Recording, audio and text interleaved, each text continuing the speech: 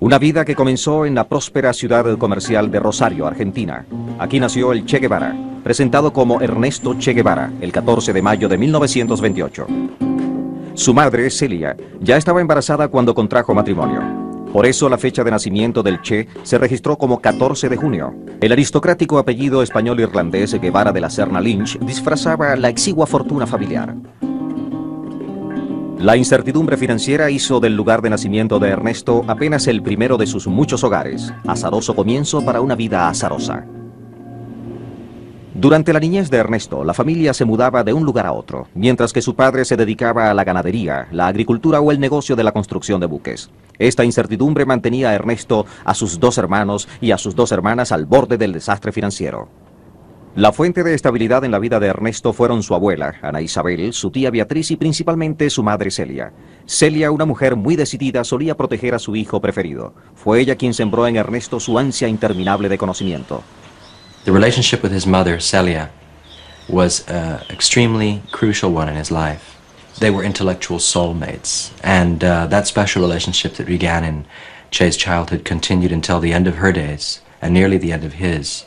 And they remained pen pals, and Che confessed himself to her in a way he never did any other person, and she to him. En 1933 la familia se mudó nuevamente, esta vez a Altagracia, un pueblo pequeño en los Andes, donde muchas personas iban a convalecer de sus enfermedades.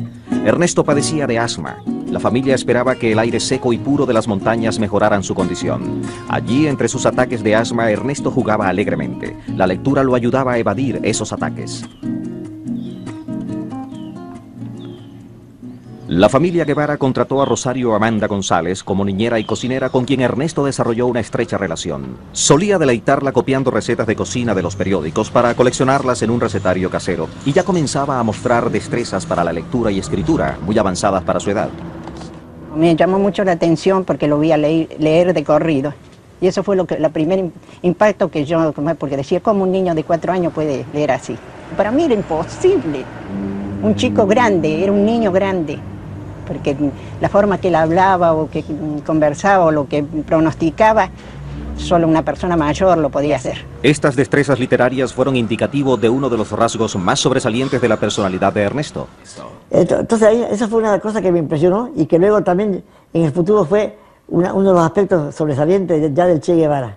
Su capacidad de transformar una cosa negativa, como era estar metido en una habitación tomando un saumerio, transformarlo en un centro, en una forma de educarse y de formarse, que fue una cosa que siempre la llevó consigo. Altagracia era el lugar ideal para la crianza de Ernesto. Aunque sus ataques de asma continuaban, llevaba una vida feliz en contacto con la naturaleza de este paraíso bucólico. Allí aprendió a pescar. Y aprendió a nadar en cristalinas cascadas y pozos donde realizaba arriesgadas acrobacias para divertir a sus amigos.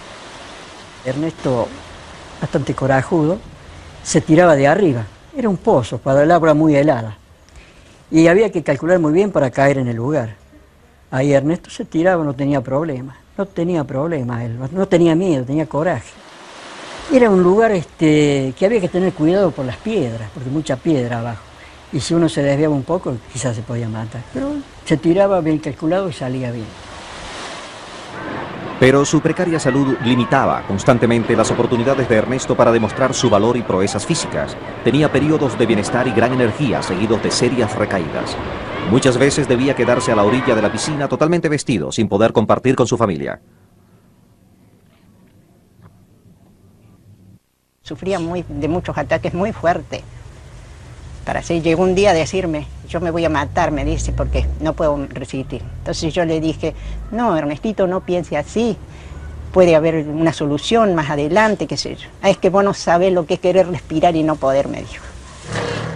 A causa de su asma, Ernesto comenzó a asistir a la escuela a los 9 años, y eso solo cuando las autoridades educativas comenzaron a investigar su ausencia.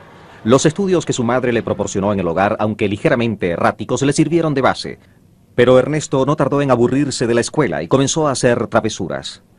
Estando las casas vacías del Alto, él se entraba, hacía algunas picardías, sacarían frutas o algo, y en una oportunidad hizo su necesidad arriba de un piano, en una casa cerrada. Y bueno, y el padre tuvo un problema con los vecinos, con los dueños de la casa. En eso Ernesto era Era líder, para inventar cosas, era líder. Y para treparse a los poquitos árboles que había en la escuela también. Pero por inteligencia, hay que decir que Ernesto era un chico muy inteligente.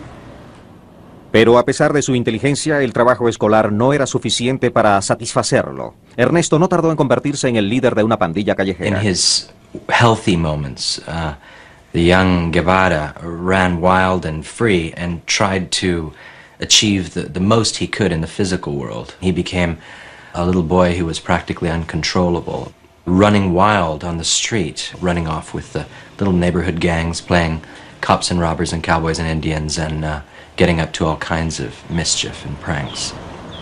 Fue Ernesto y la puso allá la cañita voladora. Le prendió fuego, salió tan perfecto que pasó por la puerta y había una mesa allá, una mesa servida para la fiesta de Navidad. Pasó por arriba del hombro de uno de los comensales y corrió por la mesa así, volteando copas. Salió la gente de afuera y nos corrió. La flexible política de puertas abiertas de su madre le proporcionó a Ernesto gran independencia. El hogar que Celia dirigía era en cierto sentido radical, en nada parecido al hogar típico en la Argentina de los años 30. Creó un estilo de vida libre y democrático que Ernesto y sus amigos jamás olvidarían. La madre, sobre todo, no hacía diferencia. No hacía diferencia. Nosotros éramos gente, el que no era hijo de minero, hija de taximetrista o hijo de albañil. Y nos tratábamos bien, no hacía diferencia de clase ni de nada. Éramos como de la familia, podíamos decir. Teníamos las puertas abiertas para ir a la casa. La familia de Ernesto solía desdeñar las posesiones personales. En el colegio una vez vino sin guardapolvo y le digo, Ernestito, ¿y el guardapolvo? Y dice, se lo dejé a un chico porque la maestra mañana no le iba a dejar entrar, sino, total yo tengo otro. Por eso vuelvo a repetir, un niño fuera de serie. Para mí, por lo menos, yo lo he entendido así. La casa de los Guevara era frecuentada por el compositor español Manuel de Falla y otros exiliados del franquismo de España. La educación de Ernesto comenzaba a politizarse. Era gente muy democrática y estábamos viviendo justamente en la época de la dictadura de Franco. Entonces, muchos exiliados extranjeros se reunían en la casa de los Guevara y ahí hacían sus conversaciones. El chico escucharía, estaría interiorizado. La creciente conciencia política de Ernesto comenzó a influir en su forma de tratar a la servidumbre y en la percepción del lugar que ocupaban en la sociedad. Ernestito dice, ¿por qué tiene que estar así tan dividido la gente? ¿Por qué él me sabía decir? Y bueno, porque el mundo es así, Ernestito. Sí, bueno, es así, pero si morir y nacer somos iguales, ¿por qué tenemos que haber tanta diferencia? Me sabía decir él. Y bueno, Ernestito, pero no, ¿por qué vos tenés que ganar 20 pesos y yo tengo que ganar 100? Eso es maldad. Era un niño grande que le hacía pensar. El estilo libre y abierto de la vida familiar de Ernesto incluso comenzó a afectar su forma de pasar el tiempo libre. Sus arrojadas acrobacias dieron paso a entretenimientos más sofisticados mientras recorría los rincones de Altagracia con sus amigos. Hasta sus juegos comenzaban a politizarse. They would pretend to be fascists and Republicans in some of their games. They would also take stands on local issues of politics. In one case, when he was about 10, the power company rose the rates, and he and his band went around in a vandalistic or juvenile protest, knocking out all of the streetlights with their slingshots. Durante los primeros años de su adolescencia, Ernesto viajaba 50 kilómetros cada día en autobús para asistir a la escuela secundaria en la capital provincial de Córdoba. No tardó en hacer amigos y practicar deportes, a pesar de su baja estatura y precaria salud. Su tesón lo ayudó a pasar una dura prueba física para convertirse en miembro del equipo de rugby de la escuela. Este muchacho se puso la camiseta con hombreras, saltó una vez, saltó 2 veces, saltó 3 veces, y si no le digo basta, hace un agujero en el patio, ¿no? Esa fue la primera impresión que me dio con respecto a su tenacidad, que es una de las pocas de las cosas que llevó toda su vida, la gran tenacidad. Pronto, problemas familiares catapultarían a Ernesto Guevara hacia nuevas experiencias, pero antes adquiría una destreza que le sería de gran utilidad en el futuro. En marzo de 1947, la familia Guevara se residenció en Buenos Aires, dejando atrás las montañas de Altagracia. El cambio trajo una nueva desgracia financiera y la ruptura del matrimonio de sus padres. Celia no estaba dispuesta a seguir tolerando las infidelidades del padre de Ernesto, quien primero fue desterrado al sofá, rodeado de una ruidosa vida familiar y caótica. El nuevo vecindario de los Guevara era un respetable suburbio de clase media. Sus vecinos los consideraban un tanto excéntricos, pero Ernesto, quien ya contaba 18 años de edad, se estaba convirtiendo en un chico algo más que excéntrico. The young Guevara was quite an iconoclast. He liked to stand out, and by his late teens, he had acquired the nickname given to him by his friends, and one he loved, called the Chancho, or the Pig. He wore a nylon windbreaker, which he never washed, and he claimed his trousers could stand up on their own. He made he actually liked the attention it gave him, and it was something that all of his friends spoke about and remembered him for. Ernesto quería ser ingeniero, pero la muerte de su amada abuela de una apoplejía y su propio deseo de hallar una cura para el asma lo llevaron a estudiar medicina. En mayo de 1947 se inscribió en la Escuela de Medicina de la Universidad de Buenos Aires.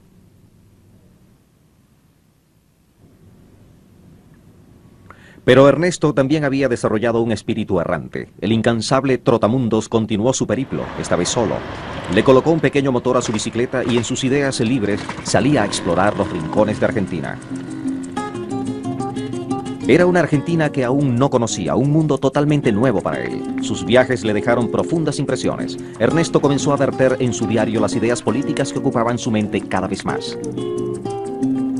He came away from that trip extremely reflective about what he had seen, and beginning to wonder about the politics of life. You can see the stirrings of something new in him. He clearly had a philosophical bent, and he was interested in discerning some of the answers to the world's problems. And he filled his notebook with reveries on what he saw around him, the contrast between rich and poor. Pero algo logró frenar su incansable recorrido. Se enamoró.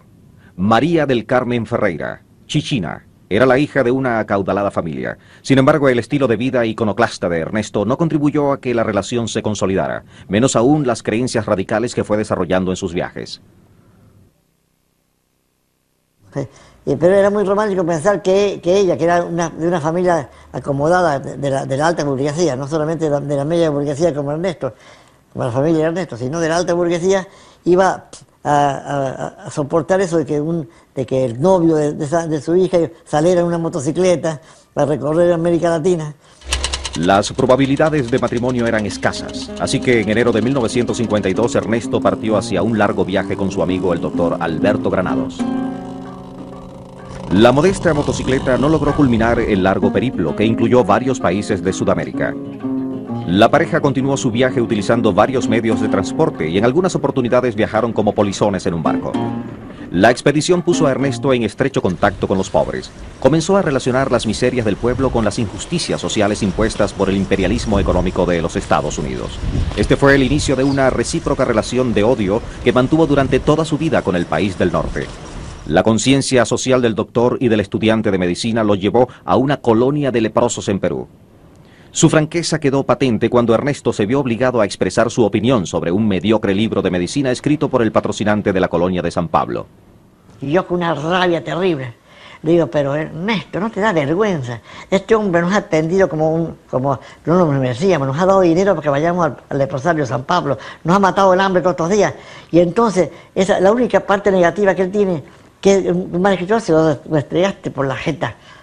Y entonces Ernesto sí pone esa cara que él ponía. Dice, pero Alberto, vos no viste que yo no quería hablar. Es decir, él prefería no decir nada para no ofenderlo. Pero si tenía que hablar, tenía que decir la verdad. Y eso es una cosa que siempre también acompañó al Che por toda su vida. Cuando abandonaron la colonia, los leprosos les construyeron una balsa que bautizaron como Mamotango para que prosiguieran su viaje aguas abajo por el Amazonas. The lepers formed a band and played music for them. And as they pushed out into the Amazon, Ernesto wrote home to his mother describing this really ghastly but rather lyrical scene of the violinist who had no fingers and the accordionist with no nose playing by this eerie lantern light at the edge of the Amazon, and was obviously very touched by this kind of contact. La sencillez y franqueza de la gente que encontró en su viaje contribuyeron a consolidar la politización de Ernesto. En esta época escribió en su diario: "Ya no soy el mismo de antes". Ese paso por San Pablo yo considero como un paso de Ernesto al Che, como un paso del médico de hombres al médico de sociedades, ¿no? Aunque Ernesto regresó a Buenos Aires para graduarse de médico, pronto partió hacia un viaje mucho más largo. Pero esta vez su mente ya no estaba en la práctica de la medicina. Guatemala marcó un viraje definitivo en su vida. Allí encontró la causa política que buscaba, el respaldo del régimen izquierdista del presidente Jacobo Arbenz Guzmán. Entre los defensores del régimen conoció a su primera esposa, Hilda, de origen peruano. Aunque la apariencia de Hilda no era su fuerte, Ernesto se sintió inmediatamente atraído hacia ella por sus creencias y filosofía política. Pero apenas se estrenaba en esta causa política cuando fue radicalmente aplastada. Un golpe orquestado por la CIA derrocó al gobierno de Arbenz, demasiado débil para defenderse. La caída del régimen tuvo efectos determinantes en la forma de pensar de Ernesto Guevara y en sus acciones futuras. Seeing it all fall apart convinced him that socialism was the antidote. The only way to confront and overthrow the system was through armed and very radical armed revolution. And he left Guatemala very much having decided that this was his route in life. And above all, he wanted to forge himself and his new identity in arms. Ernesto el Rebelde se había quedado sin causa. Necesitaba una nueva y la encontró en otra parte. Cuba sufría bajo el régimen corrupto y opresivo de Fulgencio Batista.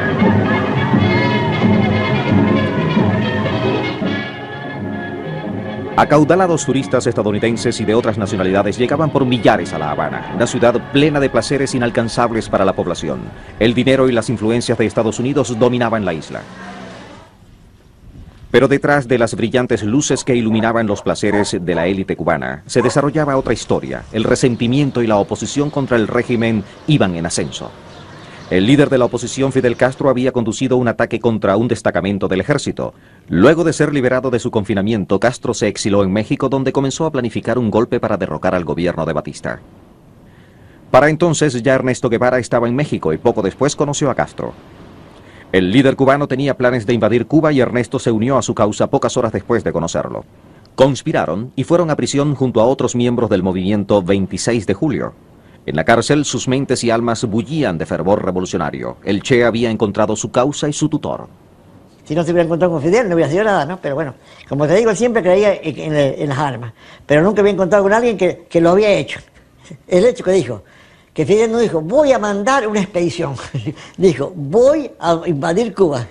Entonces, esas eran las cosas que al Che lo convencía, ¿no? El hombre que decía, que predicaba con el ejemplo.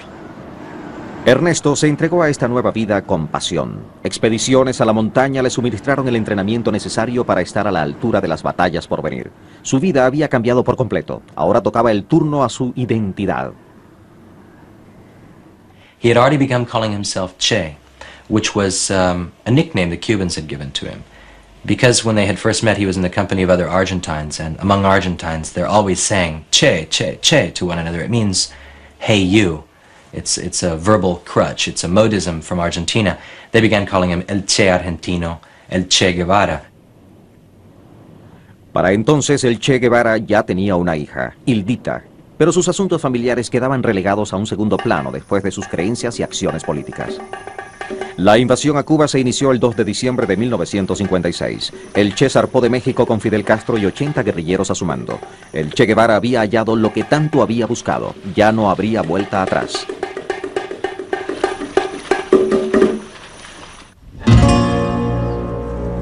Diciembre de 1956. El Che se une a las fuerzas rebeldes de Castro para invadir Cuba. El Che recibe una herida en el cuello. Es el médico de los rebeldes, pero ahora está decidido a convertirse en combatiente guerrillero.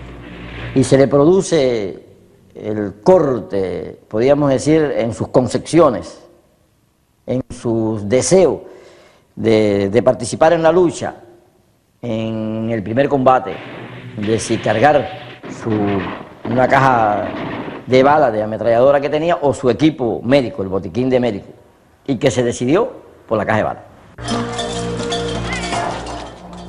La Sierra Maestra, a pesar de sus bajas alturas, presenta grandes obstáculos para el transporte, incluso de productos básicos. Los rebeldes se internan cada vez más en terreno inhóspito. Al principio, el Che y el resto de los revolucionarios se sienten desamparados al perder la mayor parte de sus equipos. De los 82 hombres que desembarcaron, solo 22 se reúnen con el grupo en Sierra Maestra. En su periodo más crítico, el ejército revolucionario apenas contaba con 17 hombres, todos perseguidos durante varios meses por las fuerzas del gobierno. Pero a medida que el tiempo transcurre, la influencia del Che entre los cubanos aumenta, su autoridad y entrega en las batallas más feroces lo convierten en uno de los guerrilleros más respetados. His almost mystical aura begins to arise amongst the Cubans and people around him who see that here he is, an Argentine who's willing to die for our cause in Cuba. El Che es ascendido a comandante, el rango más alto de las filas del ejército revolucionario y destacado con la famosa estrella que llevó en su boina. Ansioso por probarse a sí mismo y a sus hombres, el Che decide atacar la guarnición del ejército en el pequeño pueblo de Bueyecito, a las faldas de Sierra Maestra. Los rebeldes buscaban reabastecer su arsenal con el asalto a la guarnición. Che y sus hombres sitian a los soldados del gobierno, toman prisioneros y saquean la guarnición. La destrucción del puente del pueblo evita la persecución del ejército. Pero la posibilidad de ser descubiertos por las fuerzas de Batista es una amenaza permanente. A la larga, el Che busca un nuevo refugio internándose más en las montañas.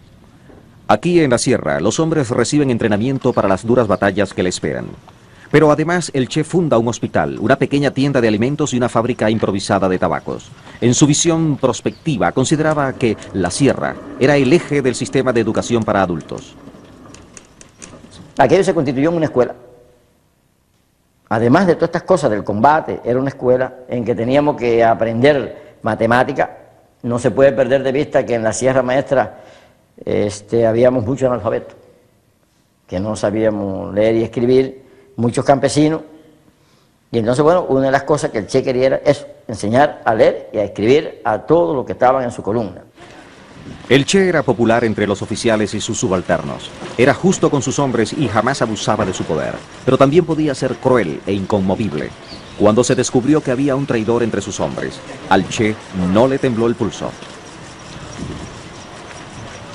He confessed and was sentenced to death by Fidel. Che was there. Nobody stepped forward. Che did. He stepped forward and shot him in the head. I think it was an important moment for Che in his construction of his revolutionary identity. I think he realized it was a moment of truth where you must have the final goal in sight if you're going to carry out actions like this. El Che, Fidel y los demás oficiales entrenaban, reclutaban y planificaban la campaña. También realizaban propaganda para su causa, escribieron un periódico y tendieron puentes de comunicación con el mundo exterior. Durante todos los meses, ya son 16 los meses que hemos estado en la Sierra Maestra, han venido periodos. En febrero de 1958, Radio Rebelde estaba en el aire transmitiendo desde la sierra. Aún sin aliento a causa del asma, el Che realizaba transmisiones regulares a favor de la causa dirigidas al pueblo cubano. Para dar al pueblo de Cuba el primer saludo que tengo. Ernesto tomó por segunda esposa a Aleida, otra revolucionaria. Le confió al partido la seguridad de su primera esposa e hija en Perú. Aleida llegó al campamento, tuvo que quedarse porque estaba muy buscada por los órganos de la seguridad y de represión de la dictadura. Ella era muy bonita y de entrada simpatizaron y se fue creando una relación entre ambos. Ella empezó a participar en todas las actividades con nosotros. Durante el empuje final hacia la toma de La Habana, se libró la decisiva batalla de Santa Clara. La ciudad era el último bastión de la estrategia defensiva de Batista. También era un centro de comunicación vital. Si Santa Clara caía, la guerra estaría ganada. Batista envió un tren armado con municiones y armamentos, pero el Che y sus hombres utilizaron tractores para destruir la vía férrea y descarrilar el tren. Los guerrilleros se apoderaron de numerosos morteros, armas antiaéreas, bazucas, ametralladoras y 600 rifles y una fabulosa cantidad de municiones, tal como lo asentó el propio Che en su diario.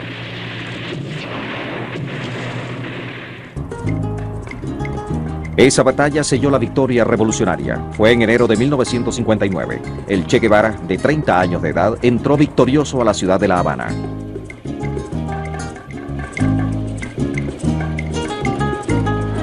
Los revolucionarios ganaron la guerra 2 años después de su casi desastroso primer desembarco en la isla de Cuba. Fidel Castro era el líder del pueblo cubano. Ahora Castro convertiría al Che Guevara, el guerrillero revolucionario, en una mezcla incómoda de administrador y burócrata.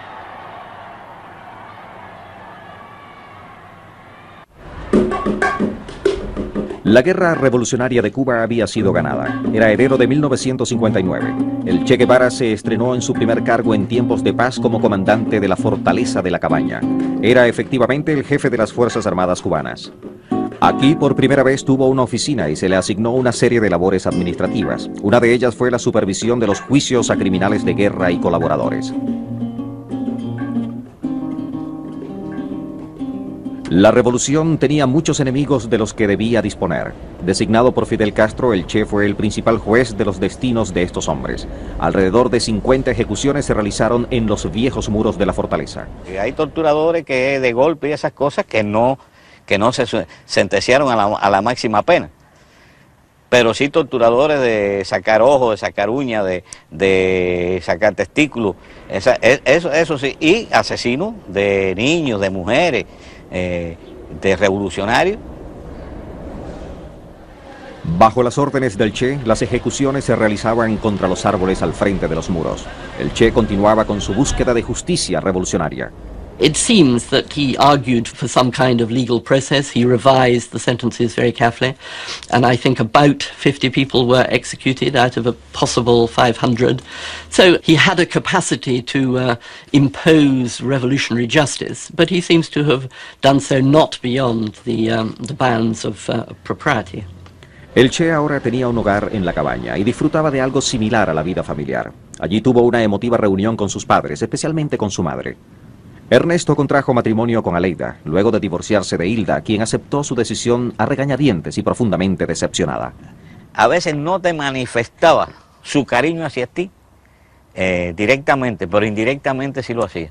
Me dice, ¿vos crees que yo me puedo casar en tu casa? Digo, ¿cómo no se va a casar en mi casa si usted me dio la casa?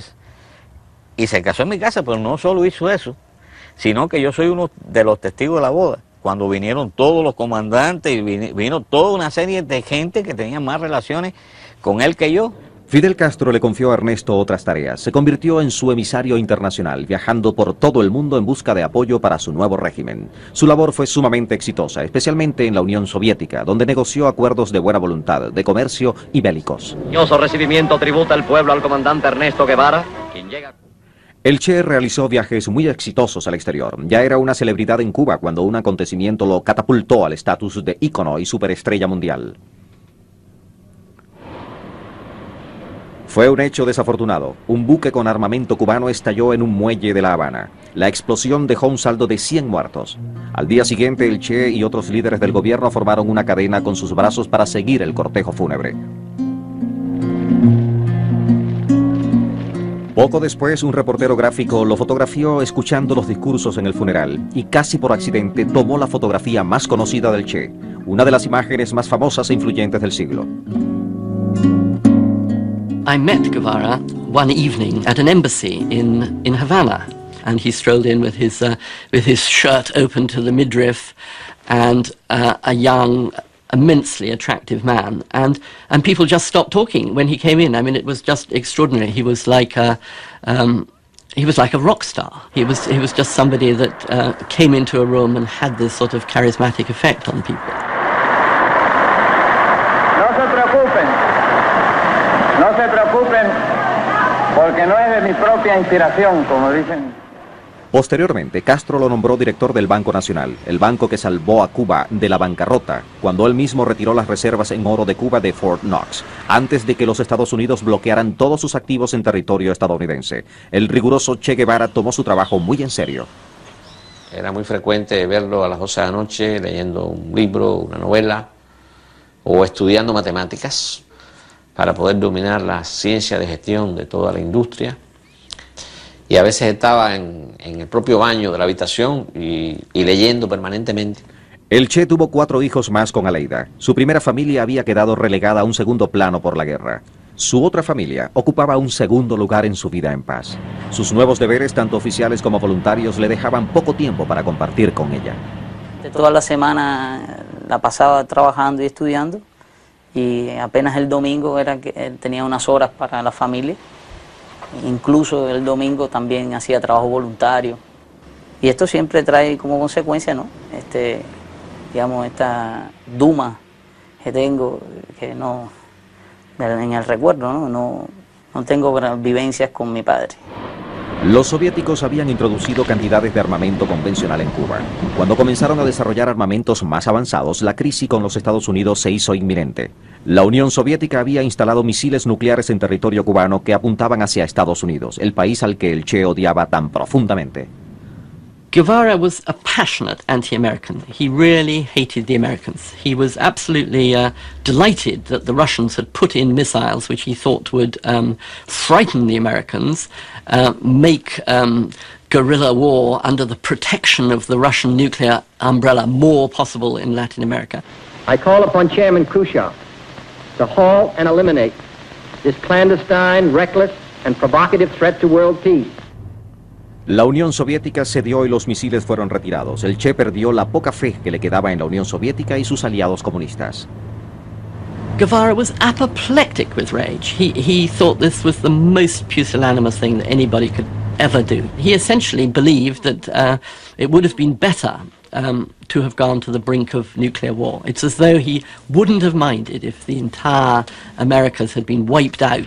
It's a very remarkable incident of somebody who was so ignorant about nuclear weapons and their effects that he took this absolutely uncompromising line.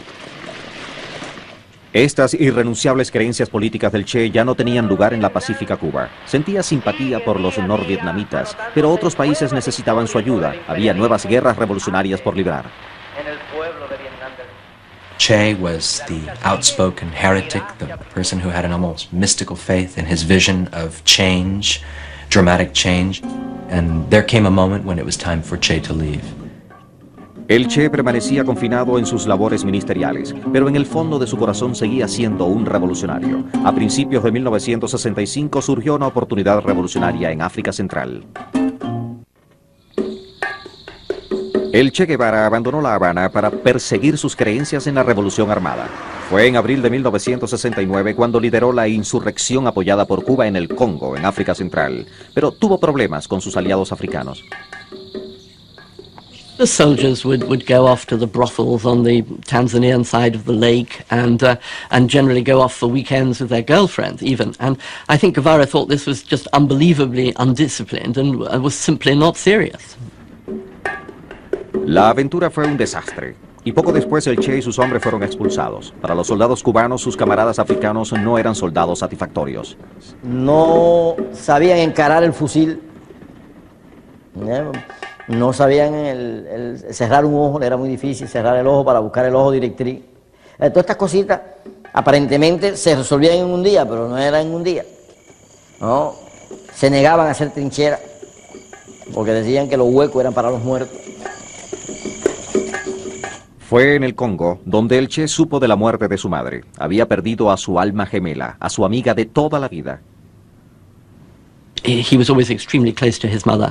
He had not been able to tell her before he left Cuba what he was up to. So he felt very sorely that she had never known what he was doing. He was very upset by this death. He was very depressed. He spent some time just sort of wandering around alone, wondering what he was going to do next. El rostro del Che, uno de los más famosos del mundo, ahora debía experimentar una transformación sorprendente. Para poder entrar y salir del Congo en secreto, su apariencia debía transformarse drásticamente, pero para su próxima y última misión debía cambiar aún más. El Che Guevara, el revolucionario definitivo, se convirtió en un hombre de negocios, insulso y anónimo. Tomamos impresiones de la arcada dentaria con el objeto de aumentarle la dimensión vertical entre la base de la nariz y el mentón, que le daba un aspecto de medio bobalicón, ¿no? Le traje un detalle que era muy conocido, que es una punta que él tenía, no sé si se fijan en la fotografía, pronunciarle unas entradas. Todo esto se hizo sin anestesia, con cera. Fidel Castro ya conocía los disfraces del Che. Ahora que su camarada partía hacia su última misión, despidió al revolucionario de aspecto tan poco tradicional en su partida hacia Bolivia. El Che vio en Bolivia un paso que lo acercaría más al sueño de llevar su revolución a su propia tierra, Argentina. Pero Bolivia se convirtió en el escenario de su caída. El Che arrogantemente rechazó la ayuda de su único aliado potencial. When he went to Bolivia, the very first thing he said, when he met with the leader of the local Communist Party, he said, "El jefe soy yo. I am going to be the chief." El fracaso de la campaña había comenzado a gestarse. El Che fue abandonado por aquellos a quienes pretendió ayudar.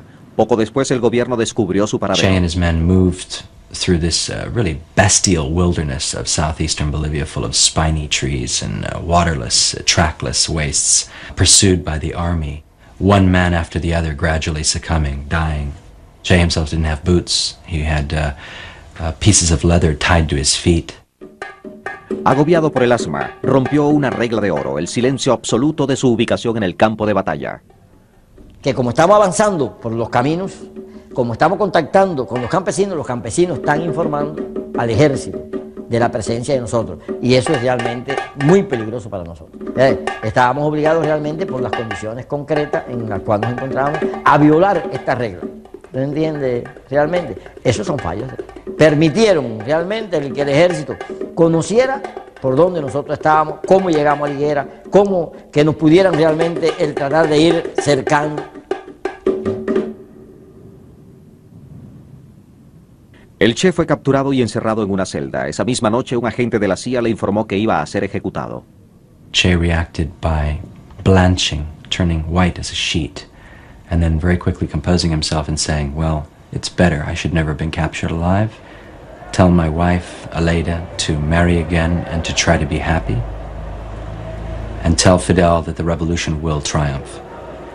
The CIA man then says he felt compelled to hug Che, and then left the room and nodded to the man who was waiting outside, a drunk Bolivian army sergeant, to go in and shoot him from the neck down to make it look as though he had died of wounds in battle. Che was waiting for him, and apparently he was overcome by Che's stare, and he couldn't fire. Che said to him, "Shoot, coward, you're only going to kill a man."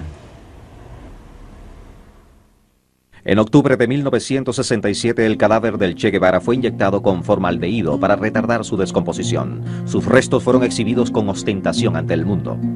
The Bolivians were really worried that people wouldn't believe that this body was Guevara.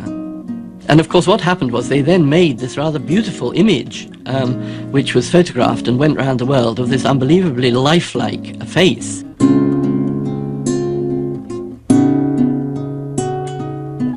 This picture helped him to become the revolutionary icon that has lasted for 30 years. A los 39 años de edad moría el Che Guevara, el hombre. Pero el Che Guevara, la leyenda, apenas nacía. Che tried to change the world and failed. He may only be a poster or a flag, but something about Che will always discomfit certain people. He represents the ever-present ability of individuals to transform themselves and to suddenly look at the reality around them and to say, "This isn't right, I'm going to do something about it." Why he survived until today is, I think, just the extraordinary romance of the story of a man who has had it all and been successful and then gives it all up in order to fight for his own beliefs.